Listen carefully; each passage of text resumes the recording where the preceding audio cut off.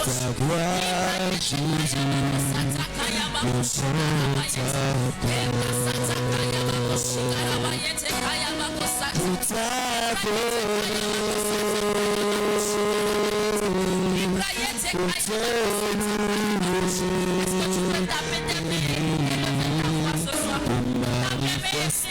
pour ta gloire, Jésus.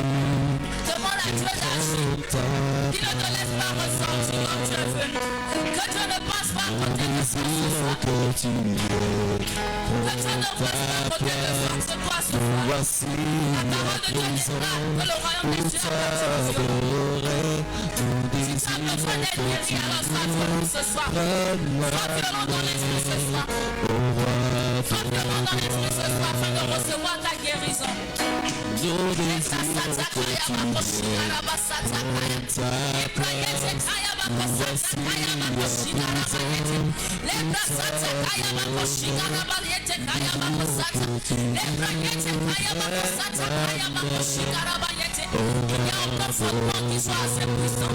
Que Dieu ne puisse renverser. Que Dieu ne puisse renverser les fondements de ta vie. Les fondements qui t'empêchent de t'accomplir.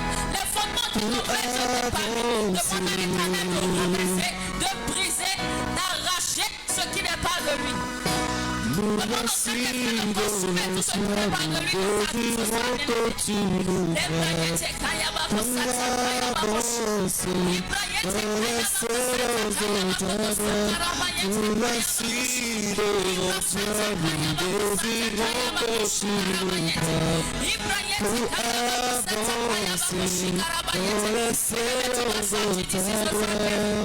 Tu dois sortir d'ici libéré des chaînes qui t'emprisonnent. Tu dois sortir libéré des chaînes qui te retiennent. Ne ressens pas de ce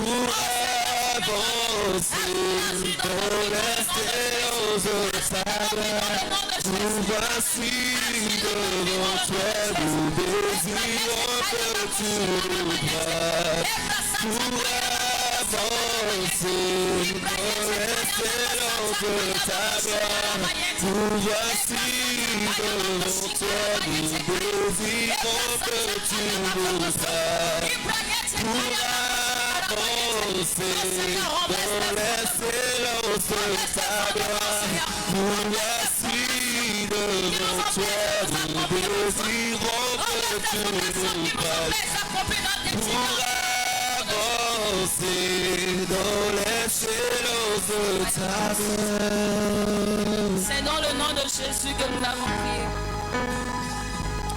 Dans cette même atmosphère et sous tes ovations, nous allons recevoir le Père pour le message de ce soir. Tiens-toi debout et acclame le nom de l'Éternel pour la vie de papa. Acclame Jésus pour la vie de papa.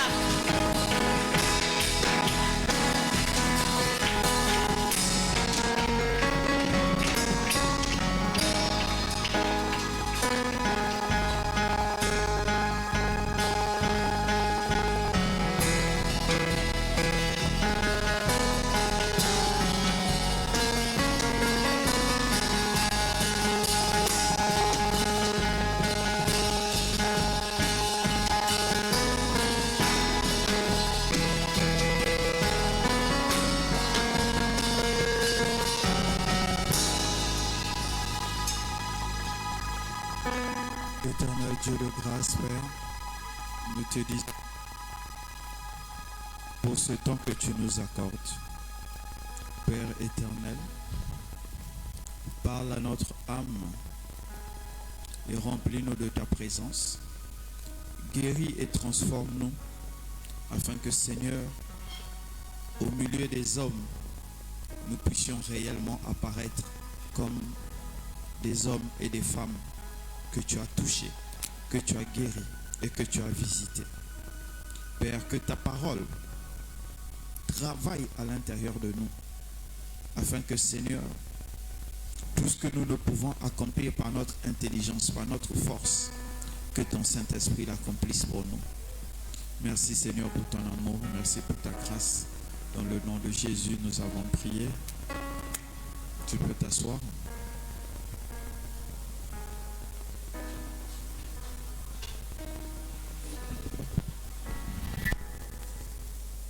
Nous sommes au deuxième jour de notre conférence et le sous-thème de ce soir, c'est « S'accomplir, c'est guérir ». Amen. S'accomplir, c'est guérir.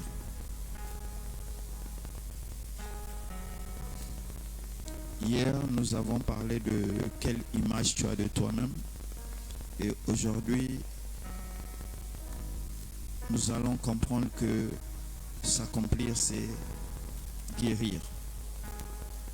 Amen. Salut un frère ou une sœur qui est à côté de toi. Salut quelqu'un qui est à côté de toi. Est-ce qu'on peut me diminuer l'histoire?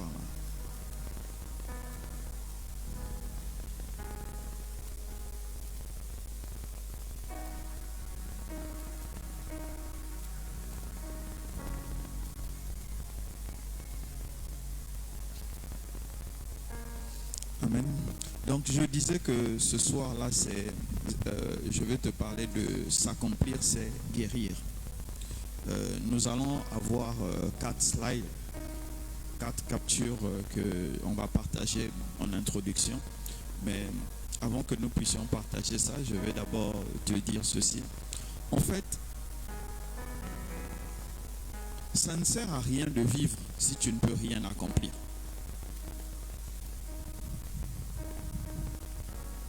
Vraiment, je ne sais pas qu'est-ce qui se passe là, mais vous me mettez tous les ventilos sur moi là, c'est comme s'il y a un problème. Hein? Ça, le gros truc là. Oui. Pourquoi vous me le mettez sur moi?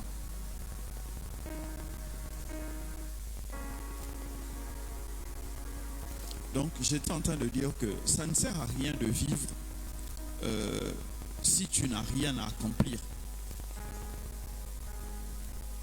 Et en fait, de toute façon, c'est ceux qui n'ont rien à accomplir qui passent leur temps à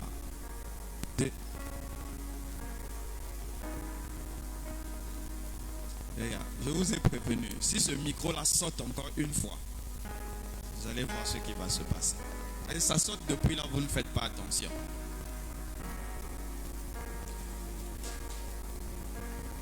Amen. Donc j'étais en train de dire que ça ne sert à rien d'avoir une vie où on n'a rien à accomplir. En fait, tu sais, quand tu n'as rien à accomplir dans ta vie, quand tu n'as pas un objectif à accomplir dans ta vie, personnellement j'ai l'impression que toi on ne peut pas t'enseigner l'enfer, tu vis déjà l'enfer. Tu n'as pas besoin de croire l'enfer existe ou ça n'existe pas, tu vis ça déjà. Comment un être humain qui est sur terre n'a rien à accomplir, n'a aucune attente, n'a aucun challenge, ne se sent pas l'envie et l'obligation d'accomplir quelque chose. Donc je ne sais pas, je sais qu'il y a des gens qui vivent comme ça, mais bon, je ne serai jamais à leur place, mais je les plains parce que c'est vraiment inutile de vivre et de vivre de cette manière. Amen. C'est pour ça. Amen.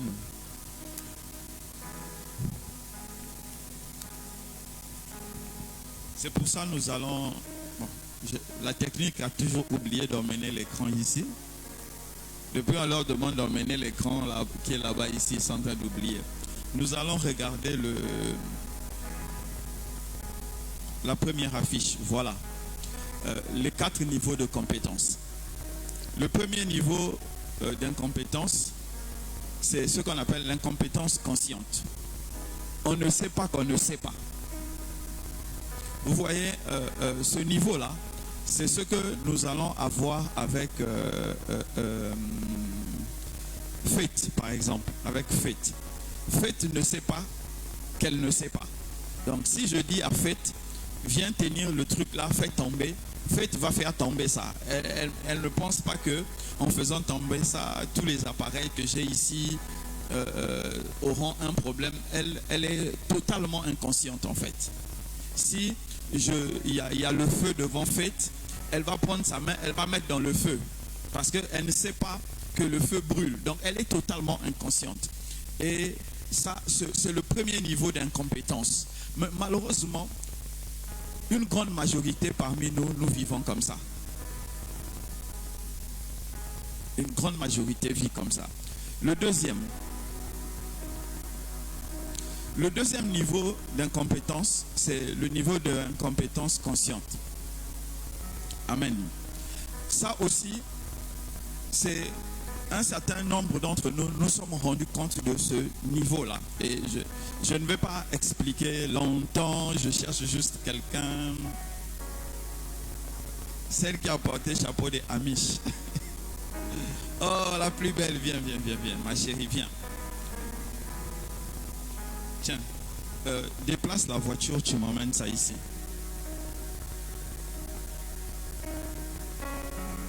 En fait, j'aime la mettre en lumière c'est pour les caméras, quoi. Les gens vont regarder, on va dire au Québec, il y a belle fille, on va venir se marier. Pourquoi tu me donnes? Va enlever la voiture et tu avances ça. Je peux pas. J'ai pas entendu. Je peux pas. Merci, remets-moi ma clé. C'est ça, l'incompétence consciente. En fait, on lui demande de faire quelque chose et elle se rend compte qu'elle est incapable. Elle n'a pas les compétences pour faire ça. Elle n'a pas les acquis pour faire ça. Et ça, c'est la partie que j'aime beaucoup chez les Noirs. Nous savons que nous ne pouvons pas faire, mais nous ne cherchons pas à savoir faire. Souvent, c'est comme ça que nous sommes qualifiés. Le troisième, on va aller vite. Hier, j'ai beaucoup parlé, je ne savais même pas. La compétence consciente. On sait faire, mais ça demande beaucoup de concentration. Et ça, pour les gens qui ont passé le permis, ils savent qu'au début, quand tu veux essayer de conduire la voiture, tu es concentré. Tous tes mouvements sont mécaniques. Vous voyez, non? Ou bien quand quelqu'un a commencé à apprendre à faire la cuisine, il fallait tout mesurer, tout suivre à la lettre. Certains même devaient ouvrir le cahier de recettes que maman avait fait ou bien un livre de recettes. Donc on est concentré. Donc on produit tellement d'énergie pour avoir le résultat qu'on n'est pas à l'aise dans ce qu'on fait. Donc si vous voulez comprendre ça, là, vous voyez les gens dans les voitures de auto-école. C'est d'eux que je suis en train de parler. Et beaucoup parmi nous vivent comme ça en fait. Ils ont une compétence, mais elle est tellement faible qu'elle ne peut pas produire un changement dans la vie. La suite. La compétence inconsciente. Il y a un niveau plus haut, mais je ne vais pas en parler, mais je vais m'arrêter là. La compétence inconsciente, c'est... on va chercher... Quand je regarde ici, là, les exemples vont être douteux. Hein? Ok. Non, mais sérieux, pour signifier ça, ça va être douteux. Bon, mais on va prendre quand même maman Mochel. Si je demande par exemple à maman Mochel de me préparer le poulet, vous n'allez pas la voir prendre la montre, vous n'allez pas la voir mesurer le sel, mesurer les trucs. C'est comme ça. Elle prend le poulet, elle sait comment elle va le couper, elle sait quelle quantité d'oignons, qu'est-ce qu'il faut mettre. Le sel, elle prend juste comme ça, elle met tout ça. À la fin, quand tu manges, c'est parfait. Pourquoi? Parce qu'elle a tellement fait l'exercice, elle atteint l'expertise. C'est ça la compétence inconsciente. Donc tellement elle a reproduit ça que même si tu la gifles pendant qu'elle dort, elle est capable de reproduire ça sans beaucoup de concentration. c'est le niveau en fait qu'il faut atteindre à un moment donné dans sa vie. Il y a un autre niveau maintenant là. Si vous voulez que je vous parle du dernier niveau, là, il faut payer. La conférence devient payante. Amen. Si quelqu'un m'a compris, qu'il acclame le Seigneur. Pardon, acclame le Seigneur. Je vous ai dit tout à l'heure, s'accomplir, c'est guérir. Mais pour que tu puisses guérir, il faut que tu prennes d'abord conscience du mal qui te ronge.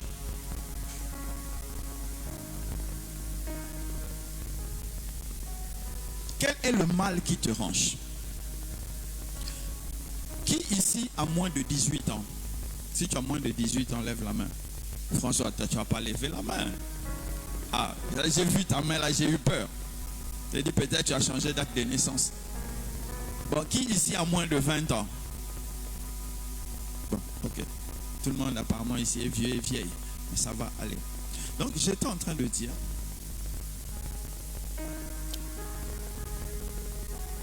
à l'âge où tu es là, qu'est-ce que tu as déjà accompli qui peut devenir une référence pour toi? Sur quoi tu peux t'appuyer et pour aller encore plus haut? Ça peut être un diplôme, ça peut être une compétence. Qu'est-ce que tu as déjà accompli? Il y a certains, à 20 ans, ils ont déjà leur bac. Il y a d'autres, à 20 ans, c'est maintenant, ils vont se battre avec le BPC. À d'autres, à 20 ans, ils ont abandonné l'école et tout ça. Et ils ne sont même pas dans l'apprentissage. Mais la question que je me pose, c'est à ton âge, là où tu es là actuellement, qu'est-ce que tu as déjà accompli que tu peux utiliser comme référentiel pour aller plus loin? En fait, pourquoi je dis ça? C'est parce que nous devons prendre conscience du mal qui nous ronge pour pouvoir combattre ce mal-là. Amen. Vous savez, il est facile d'accuser les parents. Il est facile d'accuser l'environnement. Il est facile, en fait, ça c'est même très africain, d'accuser les blancs. Ça c'est ce que les Africains font toujours. Comme ça ne marche pas, c'est à cause des blancs. Il est toujours facile d'accuser quelqu'un d'autre. Mais maintenant que ta vie est entre tes mains, qu'est-ce que tu as fait? Vous voyez, tant que tu n'as pas compris le mal qui te ronge, il te sera extrêmement difficile de chercher une solution. Est-ce que je peux avoir le amen de quelqu'un? Hier, j'étais en train de vous dire que une bonne partie de ma vie, j'ai été considéré comme idiot. Et comme je dis, ça n'a pas beaucoup changé. Hein. Ne pensez pas que ça a beaucoup changé. Oui, même quand vous me regardez, ça n'a pas beaucoup changé. En fait, je ne suis pas devenu plus intelligent, mais je suis juste devenu plus instruit. Oh, il y a une grande différence. Peut-être vous ne suivez, vous ne faites pas attention, mais il y a une grande différence. Je suis devenu plus instruit, mais je ne suis pas devenu plus intelligent. Parce que mes capacités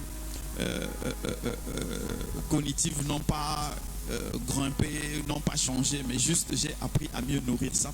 Parce que tout simplement, j'ai compris que dans la vie, quand tu n'as pas un potentiel de réserve, donc dans le cadre dans lequel nous parlons de l'intelligence de réserve, il faut avoir la volonté d'aller vers l'avant. Mais pour avoir la volonté d'aller vers l'avant, il faut d'abord que tu saches qu'est-ce qui te mine. Il faut que tu saches qu'est-ce qui ne va pas. Il faut que tu saches qu'est-ce qui te ronge. C'est pourquoi je repose encore la question. Est-ce que ce sur quoi tu t'appuies actuellement, tu es fier de cela et tu te dis je peux aller loin avec ça aujourd'hui? Parce que c'est par là que nous allons commencer la guérison. Amen. L'éducation que nous avons reçue qui a été beaucoup biaisée, qui a eu beaucoup de maltraitance, quoique tout le monde n'a pas eu la même éducation, beaucoup ici ont été aimés, mais pour beaucoup, on est presque, pour plus de la moitié parmi nous, nous sommes presque tous arrivés au même endroit, au même résultat, où les déviances, nous avons développé des déviances à cause de l'éducation qui a l'éducation, on va dire, pour ne pas insulter les parents, bancale. Parce que parmi nous, il y a beaucoup en fait qui n'ont pas été éduqués, ils ont juste été nourris, mais ils n'ont pas été éduqués. Oui, il y a aussi une erreur. On pense que c'est parce qu'on te donne un lit, on te donne une maison, on te donne la nourriture que tu es éduqué. Non, c'est éduqué, c'est plus profond que ça. En fait, éduquer, pour faire simple, c'est une ligne qu'on te donne, qu'on te fait suivre pour que tu puisses développer les capacités que tu as à l'intérieur de toi. Et beaucoup de parents n'ont pas fait ça. Ils se sont contentés de nous envoyer à l'école, de nous donner la nourriture et le reste, gloire à Dieu. Amen. Je suis sûr, si quelqu'un me dit ici que son père a eu un rêve pour lui du début jusqu'à la fin et a suivi ça jusqu'à la fin, qu'il lève la main, je veux le voir. Il faut que je félicite le père là moi-même. Voilà. Pour la majorité d'entre nous, on s'est contenté de nous nourrir, de nous envoyer à l'école et on nous a dit, bon, si tu arrives quelque part, gloire à Dieu. Amen. Il y a d'autres qui sont nés dans les bonnes familles. Papa a prié pour toi, maman a prié pour toi, mais bon, on ne t'a pas donné un chemin. Donc au fur et à mesure que tu avançais, tu te mets à découvrir un chemin. Donc je suis en train de dire que les déviances, nous avons développé des déviances à cause de l'éducation que nous avons reçue. Et c'est pour beaucoup parmi nous, nous avons développé des troubles psychotiques, psychologiques et émotionnels. Nous avons développé des troubles vraiment, surtout émotionnels, psychologiques et émotionnels, surtout émotionnels. Je vais vendre Mimi ce soir. Aïe, aïe, je vais la vendre ce soir. Une fois, j'étais en train de discuter avec elle dans la voiture. J'étais en train de discuter avec elle dans la voiture. Elle a mis la tête en bas, c'est chaud. Le secret va sortir. J'étais en train de discuter avec elle sur un certain nombre de sujets et elle m'a fait cette réponse. Je n'avais pas assez confiance en moi. Sérieux, je conduisais. Non, c'est vraiment ma chérie du cœur. Elle sait de quoi je parle. Et sérieux, ça m'a choqué. Bam! Mais bon, comme je conduisais, comme c'est moi, bon, j'ai encaissé. Et on a continué la discussion. Je te déposais à la maison, c'est ça, non? On était sortis, on était allé boire. Comme c'est ça. Je sais comment ça se posait les questions, mais ouais, on était sortis, on était allé boire. Prenez ça comme ça. Donc, et quand elle m'a dit, je n'avais pas assez confiance en moi, sérieux, ça m'avait choqué. Et je lui ai dit, oh, mais toi tu as eu papa à la maison, tu as eu maman à la maison, mais comment tu n'avais pas assez confiance en toi? Justement, c'est ça. Ils se sont contentés de nous nourrir et de nous envoyer à l'école. Ils ne nous ont pas éduqués. Ça fait que les capacités en nous n'ont pas pris le temps de commencer à mûrir à la maison. Ce qui fait que beaucoup parmi nous, nous sommes fragiles émotionnellement. Je ne sais pas, peut-être que ce n'est pas ton cas, mais moi, c'était mon cas. J'étais très fragile émotionnellement. Parce que du premier coup, maman n'était pas là. Et pendant qu'un enfant évolue, maman souvent sert de barrière ou bien de porte, ça dépend de la qualité de la mère. Souvent, maman sert de barrière pour les mamans vraiment. Quand on dit maman, pas le reste là, c'est pas des mamans, c'est des, on va dire quoi, les porteuses d'enfants. Donc je vais parler de maman. Maman souvent sert de barrière entre l'environnement et l'enfant. La maman encaisse pour que l'enfant n'ait pas à encaisser. La maman souvent protège pour que l'enfant n'ait pas à beaucoup encaisser. Or moi, on va dire à 4 ans, 5 ans, maman n'était plus là. Donc il n'y avait personne pour encaisser. Donc l'environnement dans lequel j'étais en train de grandir, qui était hostile, je prenais ça vraiment. Et ça créait en moi cette fragilité émotionnelle. Et comment j'ai grandi? J'ai grandi très nerveux, très méchant. C'est comme ça que j'étais. Je vous assure, quand je dis toujours là où Dieu est allé me chercher, si vous demandez aux gens qui m'ont connu avant, ils vont vous dire celui-là c'était autre chose. J'étais très méchant, j'étais très nerveux. Parce que si je ne développais pas cette mauvaise façon de voir la vie, l'environnement là m'aurait tué avant que je n'ai le temps de grandir. Donc il fallait que je devienne mauvais, il fallait que je devienne méchant pour pouvoir donner à mon environnement une opposition solide. Donc déjà à la maison, tout le monde savait que j'étais bizarre. Donc il fallait aller doucement avec moi. Mais qui avait fait ça? C'est eux.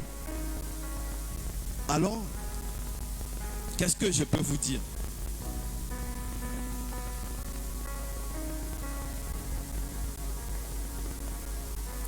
C'est une déviance émotionnelle.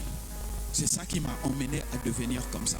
Et si chacun de nous regarde à l'intérieur de lui, vous allez vous rendre compte qu'il y a certaines situations qui nous ont emmenés à de telles déviances émotionnelles. Quand nous étions en train de grandir, nous n'avons pas pu, on n'a pas su comment gérer ça, et ça nous a emmenés à une déviance émotionnelle. Que tu reconnaisses ou que tu ne reconnaisses pas, le fait que ton éducation était une éducation bancale, pour ne pas dire bâclée, ou bien tu n'en as pas eu du tout, t'a emmené à une certaine fragilité émotionnelle. Et dans cette fragilité émotionnelle, c'est celle qui fait que souvent on connaît ça. On dit, oh, mais cette fille-là, elle vit dans une grande maison. Elle a la voiture qui la dépose. Mais pourquoi elle est la go de tout le quartier? Je prends cet exemple parce que ça va parler à la majorité. Oui, mais parce que avoir la maison, avoir le chauffeur, ça ne veut pas dire avoir l'amour qui t'a comblé. Donc, elle va chercher cet amour dans les gens qui font semblant de le lui donner. Je crois que vous avez connu des gens comme ça dans votre quartier. Si vous m'avez compris, acclamez le Seigneur.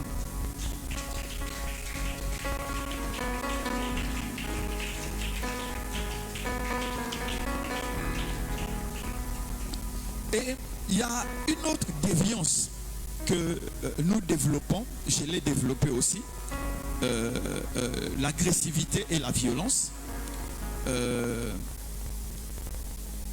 Dimanche, ceux qui étaient dehors, ils ont vu comment j'ai giflé Maëlle. Je sais que ça a choqué des gens. Sœur Flore, oui, ça a choqué. En fait, ça c'est quand je suis en roue libre, quoi. Oui, ça c'est quand je suis en roue libre. Quand je ne me maîtrise pas, je l'ai interdit. Ce qu'il faisait, c'est très dangereux. Et je l'avais déjà interdit ça. Le soir là même, il partait là-bas, je l'ai interdit. Et quand je sors, je le trouve à faire la même chose. Donc, je l'ai montré que quand papa dit non, quand tu continues, papa passe en mode roue libre. Et tu reçois la correction. Oui, en fait, je ne fais pas ça pour maltraiter. Et personnellement, au plus profond de moi, j'aurais jamais aimé frapper mes enfants. Géno est là. Je crois que Géno, c'est peut-être une fois ou deux fois je l'ai giflé de toute sa vie. Ou bien. Mais Nat, n'en parlons même pas. Oui, Nat, à un moment donné, je me suis retrouvé face à un problème. Je vous ai dit que cette conférence, je vais vous parler librement. Je me suis retrouvé face à un problème. En fait, c'est comme si j'étais devenu papa et Nat était devenu moi. Et le traitement que papa m'a donné, j'ai commencé à donner ça à Nat. Le traitement là, c'était des coups. C'était de la violence. J'ai commencé à reproduire exactement ce que j'ai reçu. Jusqu'à un moment donné, je me suis arrêté. Je me suis dit, mais qu'est-ce que je suis en train de faire? Je dis, ça c'est pas moi. Pourquoi? Jusqu'à tout le temps de ma vie, jamais je n'avais été confronté à avoir un garçon qui va avoir cet âge. Donc là, le seul moment où j'ai été confronté à ça, je n'ai pas de repère. Le seul repère que j'ai, c'est ce que mon père m'a fait. Qu'est-ce que je fais? Je reproduis. Avec Géno, il n'y avait pas de problème. Parce que c'était une fille. Mais avec Nat, il y avait un problème, c'est un garçon. Donc je reproduis ce qu'on m'a fait. Et je vais dire non, il fait des conneries, je ne supporte pas. Non, je suis malade. C'est parce que je suis malade. Mon éducation m'a rendu malade.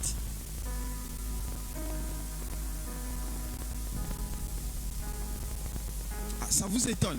Oui, mon éducation m'a emmené à avoir une telle déviance. Jusqu'au moment où j'ai pris conscience, et comme je ne sais plus à qui je disais, que j'ai totalement interdit que quelqu'un tape Nat. On peut le punir, mais on ne doit plus le taper. Parce que je me suis rendu compte que j'étais en train de traumatiser l'enfant. Et je me dis, si je le traumatise, demain lui, il fera comme moi. Il traumatisera ses enfants. Donc j'ai décidé qu'on ne doit plus le taper. Je vais trouver des moyens de le punir, de le faire prendre conscience, mais taper comme moi on m'avait tapé, je ne fais plus ça et j'ai interdit de le faire. Amen. Mais pourquoi je pouvais arriver là? C'est parce que je me suis d'abord rendu compte que j'ai une déviance. J'ai une déviance. Si j'ai giflé Maël le dimanche, ce n'est pas que j'étais parti en roue libre. Non, je savais exactement que je veux le gifler. C'était exprès. Oui, j'avais pris cette décision. Quand je me suis levé, je savais qu'il était là-bas. Donc j'ai pris cette décision parce que je me suis dit, lui quand je lui parle, comme c'est le fils de papa qui vient faire les bisous, donc il se dit on va régler ça avec bisous et ça va passer. Je me suis dit, il va finir par se faire mal et ça ne m'arrange pas. Donc j'ai dit je vais le taper juste pour le redresser. Je n'ai pas tapé très fort. C'était juste pour le redresser. Mais le traitement que j'ai fait à Nat, ça c'est ma déviance. Non, écoutez, moi je ne suis pas dans l'histoire où on ne tape pas les enfants. Ça là, vous prenez ça, vous emmenez chez les Blancs. Moi, je corrige, oui, mais on ne maltraite pas. Parce que c'est les enfants là qui finissent à 16 ans en train de... Ça pas chez moi. Parce qu'ils n'ont pas été éduqués, ils n'ont pas été frappés. Et la Bible m'autorise à le faire. Ah ouais. Si tu m'as compris, acclame le Seigneur.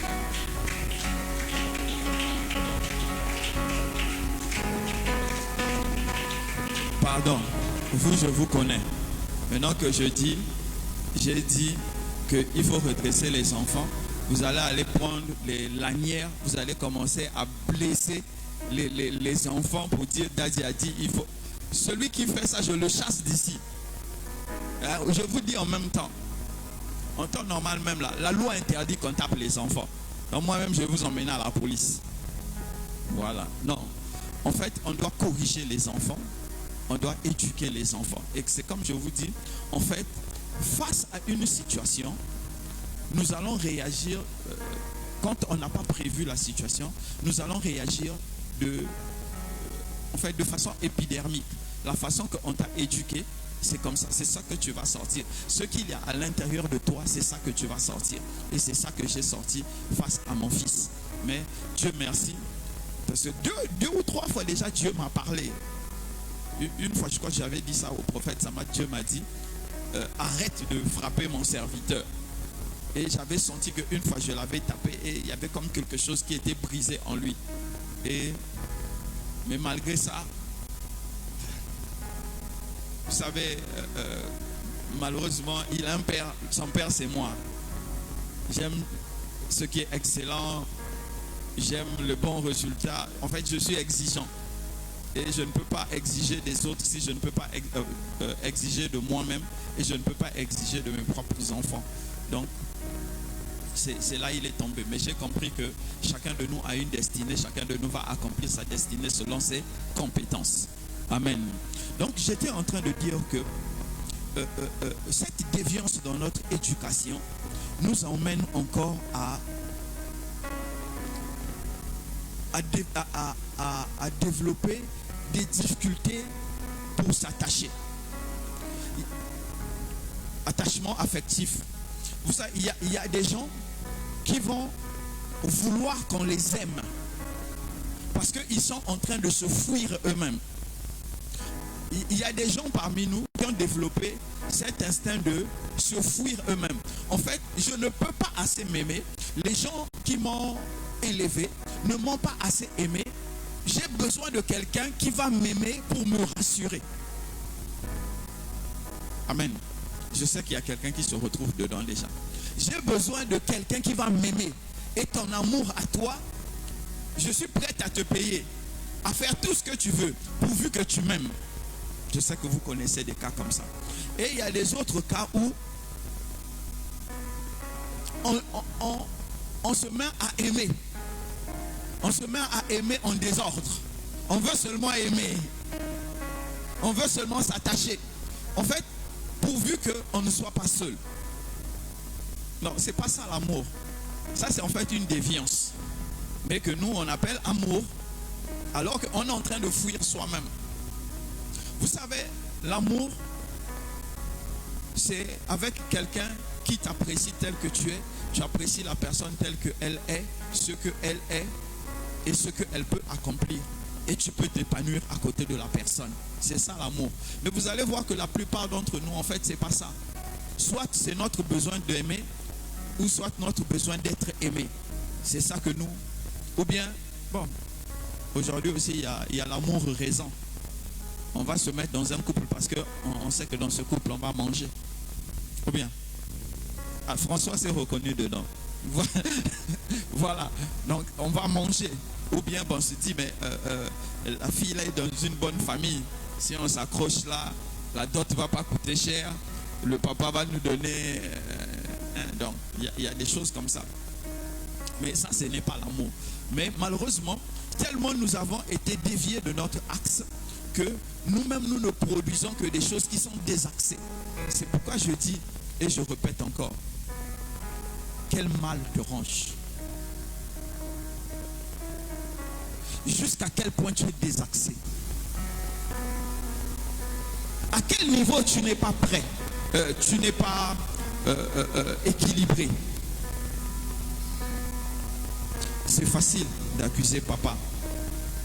Mais papa aussi va accuser son papa. Le papa de papa va accuser son papa. Et on sera toujours en train de s'accuser. Mais ça ne réglera pas ton problème. Si tu m'as compris, acclame le Seigneur.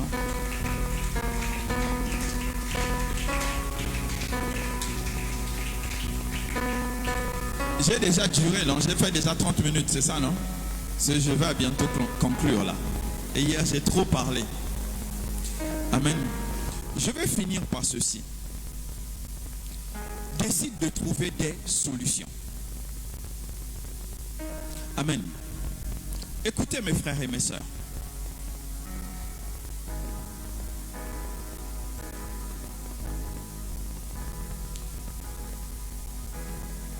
La question de Sabrina aujourd'hui, elle a partagé dans le forum. Voilà. Elle m'a demandé approximativement, mais à une période, mon père m'avait fait asseoir un 5 heures là pour qu'on échange, où il m'avait dit que tu n'es pas bête, mais tu es juste négligent. Et pourquoi ça n'avait pas eu d'écho en moi, et j'ai dû attendre le moment où je veux être le seul rescapé au BTS ivoirien avant de comprendre qu'en fait je n'étais pas bête. Et je lui ai fait une réponse comme quoi il me fallait un référent, une référence de quelque chose que j'aurais fait qui va me donner confiance en moi. Écoutez, amen, amen. Les paroles, on va prendre les paroles et les coups et les traitements que chacun de nous a reçus et qui nous a déviés de notre équilibre et qui a fait dire de nous, peut-être pas vous, moi, je vais parler de moi, vous êtes parfait, mais je vais parler de moi, qui ont fait que j'ai dit je suis idiot. C'est des choses qui étaient externes et c'est moi qui les ai fait rentrer en moi. Je ne sais pas si j'ai quelqu'un. Écoutez, si je dis à Victorien, tes vilaines lunettes là, il faut les jeter. Victorien a le choix de faire comme s'il n'a pas entendu, c'est le caméraman, on ne peut pas le voir. Soit il fait comme s'il n'a pas entendu, soit il a entendu et il prend ça, il met ça à l'intérieur de lui. Je ne sais pas si j'ai quelqu'un. Et c'est ce choix que j'avais fait. Celui, de toute façon, je ne savais pas comment le monde fonctionnait. Donc, sûrement, ceux qui étaient en face de moi, ceux qui disaient, c'était la vérité. C'est comme ça que j'avais pris ça. Donc, ce qu'ils ont dit et ce qu'ils ont fait, j'ai accepté de faire entrer ça à l'intérieur de moi et ça m'a désaxé. Donc, pour faire sortir ça de moi, il faut qu'on me dise et il faut que je fasse les choses contraires à ce qu'on avait fait pour que je puisse me rééquilibrer. Amen. Je ne sais pas si tu m'as compris. Donc je disais que pour trouver une solution, il faut d'abord que tu trouves un but à ta vie. Tant que ta vie n'a pas un but, ne trouveras pas une raison de désirer ou de décider de devenir équilibré.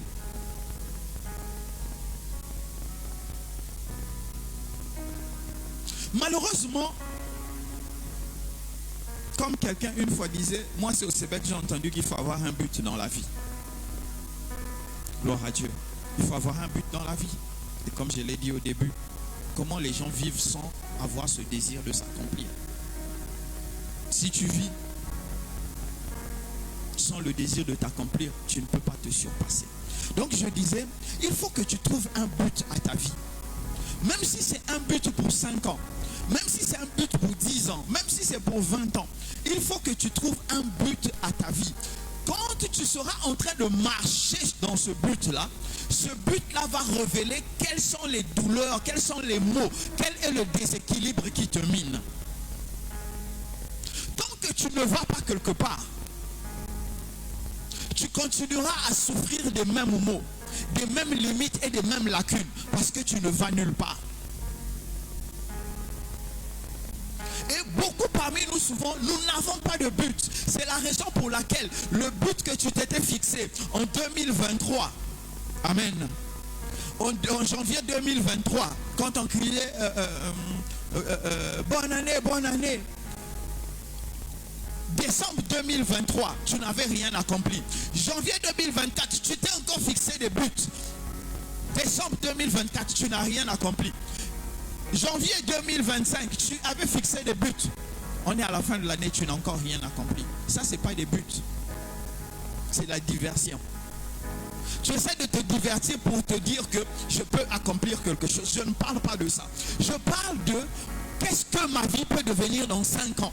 Qu'est-ce que ma vie peut devenir dans 10 ans? Qu'est-ce que ma vie peut devenir dans 15 ans? Moi-même, quand je vais m'asseoir dans 10 ans, dans 15 ans, qu'est-ce que j'aurais produit? Qu'est-ce que j'aurais donné aux gens pour que les gens puissent m'accepter, pour que les gens puissent me reconnaître, pour que les gens puissent m'acclamer, pour que moi-même je me sente valorisé à mes yeux? C'est de ça que je parle.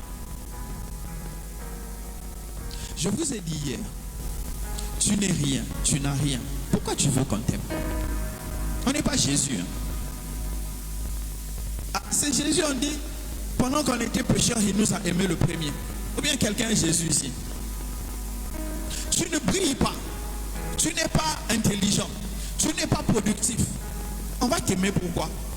Qui va nous forcer à t'aimer?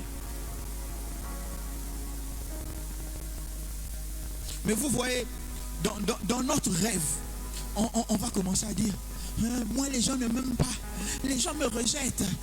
Mais les gens ne sont pas obligés d'aimer ceux qui ne leur disent rien. Les gens aiment naturellement ceux qui leur parlent. Pourquoi les gens aiment iPhone?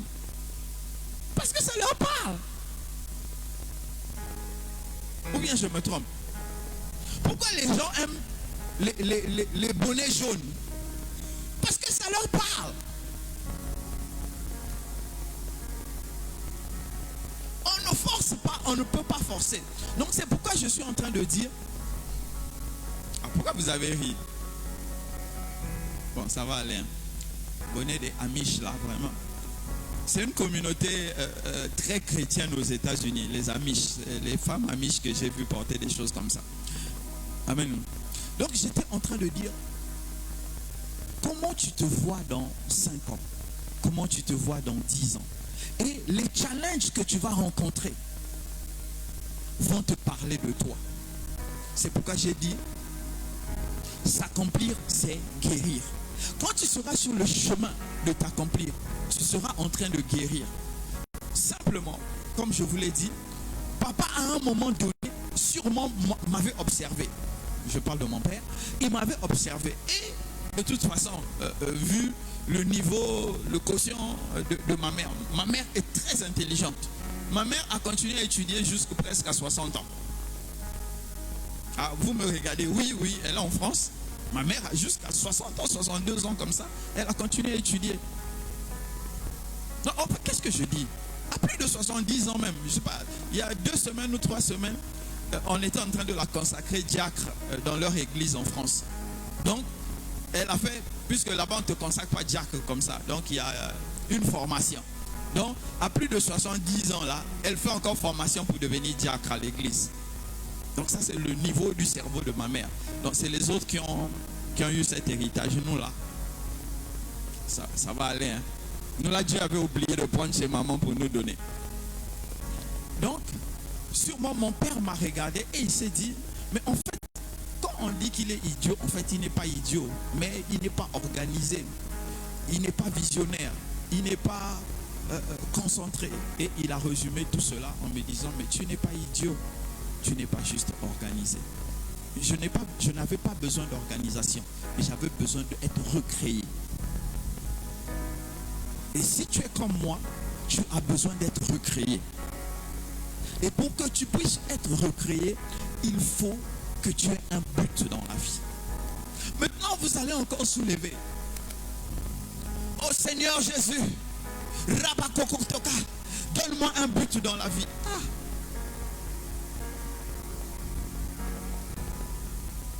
Écoutez, il est rare que le Seigneur dise à quelqu'un, c'est ton mari, c'est ta femme. C'est rare.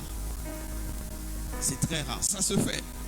Le témoignage de un des prochains mariages que vous allez avoir, vous allez entendre ça. Je n'ai pas dit le nom de quelqu'un. Oui, un mariage. Il y a 2 mariages l'année prochaine. Donc je n'ai pas. Ah, je vous donne le scoop, non? Il y a 2 mariages l'année prochaine. Il y a un mariage, on va envoyer au pressing. On va nettoyer ça, quoi. Il y a un mariage. Donc l'année prochaine, on a 2 mariages. Donc je dis que c'est rare que Dieu dise à quelqu'un, voici ton homme, voici ta femme. C'est rare. C'est vrai, c'est possible. Parce que, en fait, j'ai un témoignage de ça déjà. Mais c'est rare. C'est vraiment quand Dieu a quelque chose, réellement, même moi-même là, Dieu avait quelque chose à faire avec moi, il ne m'a pas dit ça. Mais c'est en avançant que tu découvres que la personne qui devait marcher avec toi. C'est en bougeant, c'est en essayant, en allant. Et c'est pareil pour le but de la vie. Tu dois d'abord te fixer un but. C'est en allant maintenant, Dieu se met à corriger. Non seulement Dieu corrige le but dans lequel tu es en train d'aller, mais Dieu corrige aussi ta personne. Dieu va mettre les moyens qu'il faut pour corriger ta personne afin que toi et le but, vous soyez associés et non dissociés. Si tu m'as compris, acclame le Seigneur.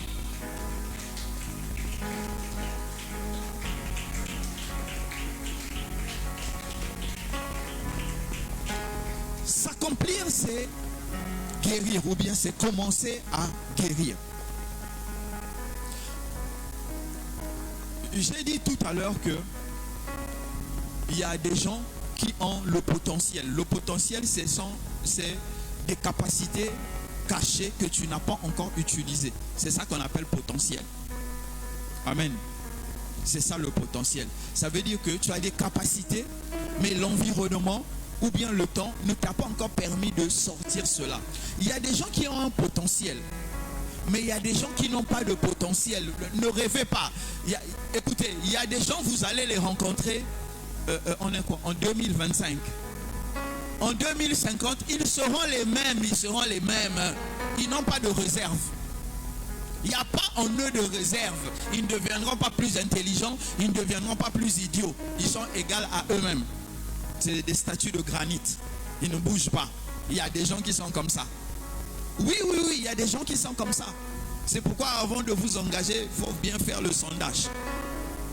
Amen. Mais il y a des gens qui ont le potentiel. Donc ceux qui ont le potentiel, en déterminant quelles sont les limites qu'ils ont ou qu'elles ont actuellement, elles vont commencer à appeler leur potentiel pour les permettre de dépasser leurs limites. Donc ces personnes-là vont puiser dans leur potentiel pour aller loin. Ça, c'est les gens qui ont le potentiel. Maintenant, les gens comme moi qui n'avons pas de potentiel, qui au risque que 50 ans plus tard on soit les mêmes, on a besoin d'avoir une volonté forte. C'est la volonté qui fait la différence chez nous. Tu décides que les limites que tu as cette année, tu ne dois pas avoir les mêmes limites l'année prochaine. Et c'est une décision ferme. Tu n'as pas besoin d'être plus intelligent que les autres. Mais tu as besoin juste d'être déterminé. Parce que celui qui est déterminé est capable d'accomplir plus de choses que quelqu'un qui est intelligent et qui n'est pas déterminé.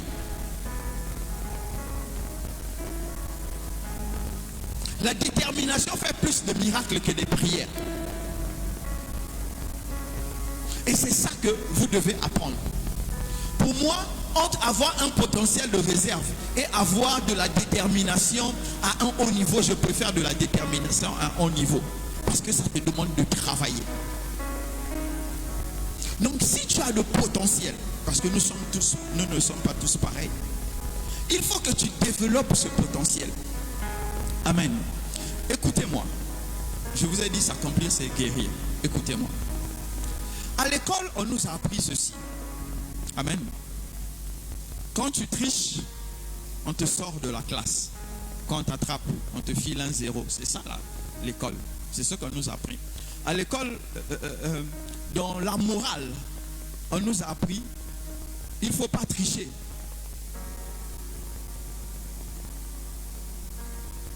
Dans la réalité, je vais t'apprendre ceci, il faut tricher.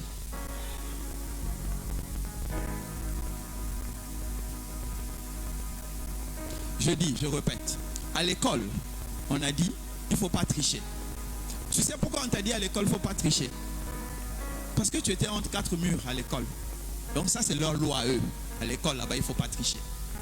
À l'église, on te dit, mon frère, ma soeur, au nom de Jésus, il ne faut pas tricher. Tu sais pourquoi on te dit à l'église, il ne faut pas tricher? Ça, c'est la loi de l'église. Dans la réalité, il faut tricher. Parce que tu ne vas pas réinventer la roue. Dans la réalité, qu'est-ce qu'on fait? On prend ce qu'on a, on copie et on améliore. Amen. Qui a entendu parler ici de BYD? C'est une marque automobile chinoise. En tout cas, si tu n'as pas entendu parler, ce n'est pas moi qui va te faire des cours de connaissances générales. BYD, quand ils ont lancé BYD, tout à l'heure, je suivais encore même le documentaire. Le gars, il ne se chauffe pas la tête. Il prend une voiture, il copie le devant d'une voiture, il prend une autre voiture, il copie l'arrière d'une autre voiture. Simplement, il a créé une nouvelle voiture, on appelle ça BYD. Et on met des piles électriques. Il améliore. Et aujourd'hui, on a BYD, numéro 1 de vente de voitures électriques dans le monde. Il a inventé quoi? Ces piles électriques, ils ont copié. Volant, ils ont copié. Pneus, ils ont copié. Design, ils ont copié. On copie et on améliore, c'est ça dans la réalité. Mais tu ne peux pas copier et améliorer si tu n'as pas de potentiel à mettre en exergue, à faire sortir. Tu ne peux pas copier si tu n'as pas la détermination à devenir quelqu'un.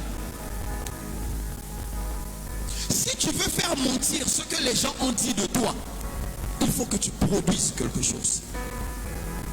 Tant que tu ne produiras rien, ce que les gens ont dit de toi, c'est une vérité.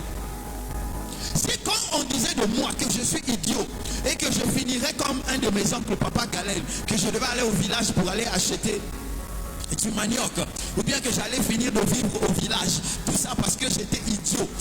Mais oui, mais c'était vrai. Ce qu'il disait à cet instant-là était la vérité. Et je vous dis que j'ai cru en cette vérité jusqu'au moment où il y a quelque chose en moi qui a été transformé. Mais jusqu'à cet instant, c'était la vérité. Mais aujourd'hui, comme je disais hier, les mêmes qui m'avaient traité d'idiot aujourd'hui disent, mais je suis intelligent. Mais parce que le rendement, c'est mon rendement qui fait dire que je suis intelligent. Amen. Est-ce que vous, là où vous êtes, là, vous pouvez dire que je suis idiot? Vous ne pouvez même pas oser. Même dans votre propre domaine, là, si on fait un quiz de 10 questions, je vais vous battre. Même dans le pressing, donc, je vais vous battre. Ah oui, vous êtes étonnés, je vais vous battre. Vous savez pourquoi? Parce que j'ai une détermination de réussir telle que il n'y a que la mort qui va m'arrêter. C'est pourquoi je prends le temps de m'instruire. Et plus je suis en train de m'instruire, plus je suis en train d'étendre mes limites, plus je suis en train de redevenir équilibré, moralement, mentalement et affectivement. Si tu m'as compris, acclame le Seigneur.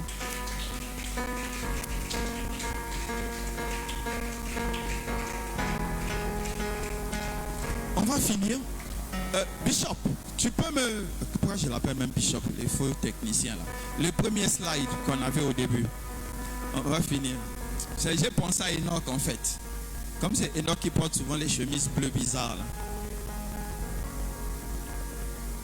Ça va aller, ça va aller. Ah, il a encore chemise bleue. Vous voyez, non? J'ai dit quoi?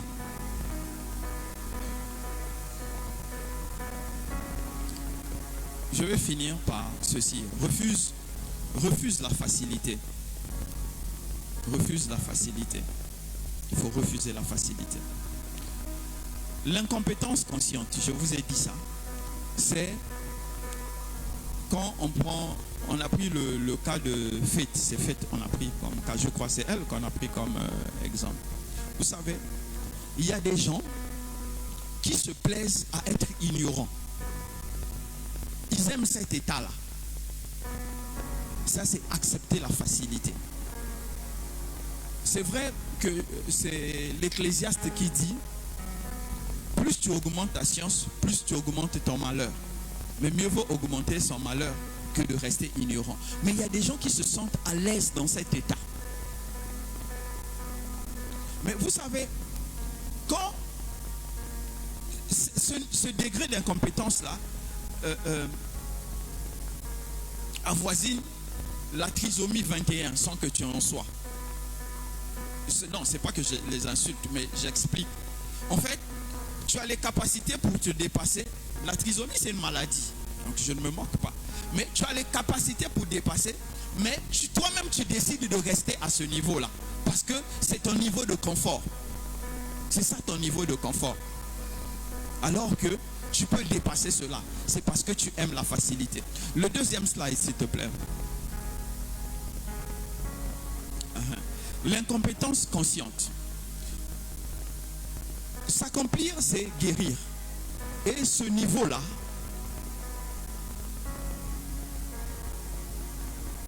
te dit où sont tes limites. Et à ce niveau, je vais te donner un secret à ce niveau-là. À ce niveau, je vais te donner un secret. Je te donne ça gratuitement. Normalement, c'est conférence payante. Mais à ce niveau-là, je vais te donner ça gratuitement. Écoute. À l'école, on nous a abrutis. Histoire géo, maths physique. Nous, surtout nous là qui sommes allés jusqu'au master là. On a étudié des choses bêtes, on ne sait même pas pourquoi.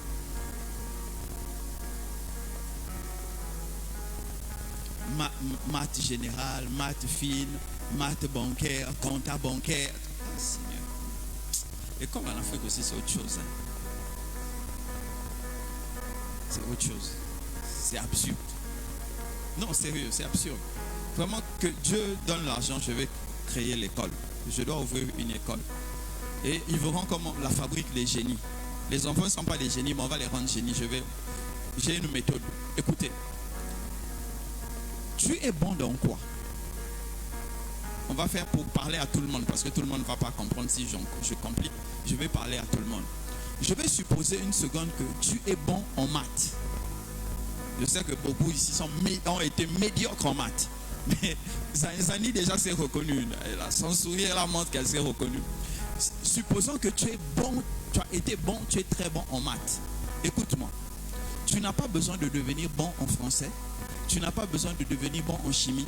Tu n'as pas besoin de devenir bon dans tout le reste des trucs là. Augmente ton niveau de maths à un tel niveau que les gens vont te prendre comme référence en maths.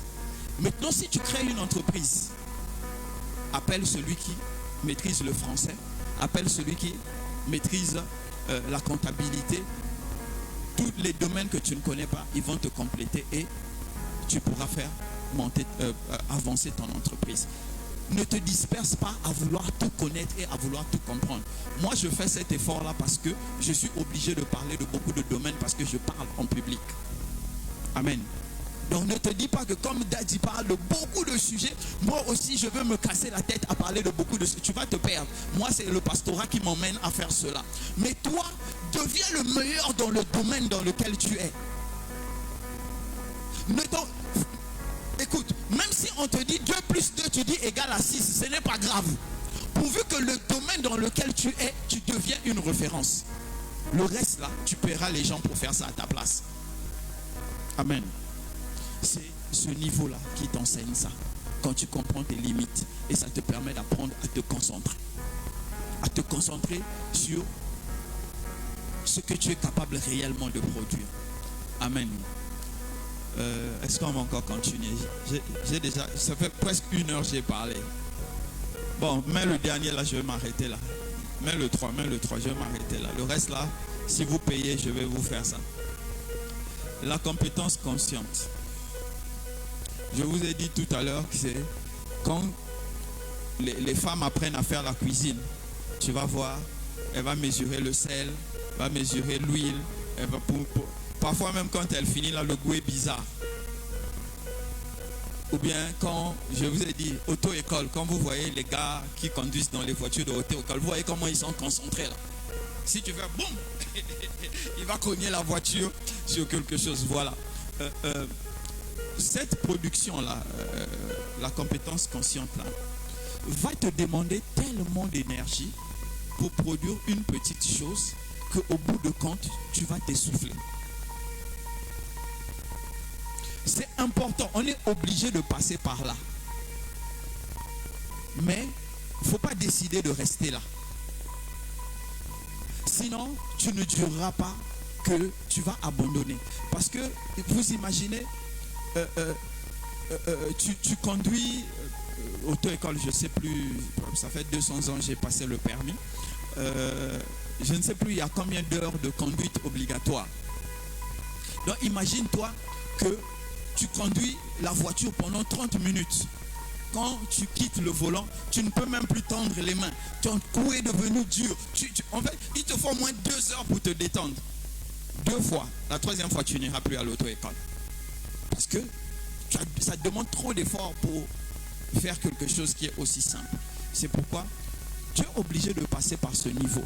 Mais il faut vite passer à ce niveau. Et pour vite passer ce niveau-là, ça demande beaucoup de volonté. Amen. Donc, si tu commences à t'accomplir, si tu décides de t'accomplir, forcément, tu vas finir par guérir. Même si tu ne guéris pas totalement, une chose est sûre, tu guériras peut-être à 90%. Et la question que je me poserai, ou bien que vous allez me poser, est-ce que moi, je suis guéri? Non. Mais est-ce que je suis partiellement guéri? Oui. Et je peux estimer que je suis guéri peut-être à 80% déjà.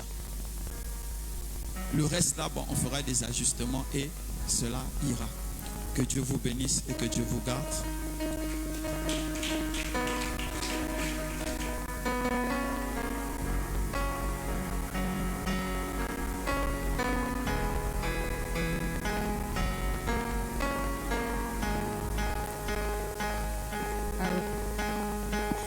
Tiens-toi debout, s'il te plaît, et acclame Jésus pour la vie.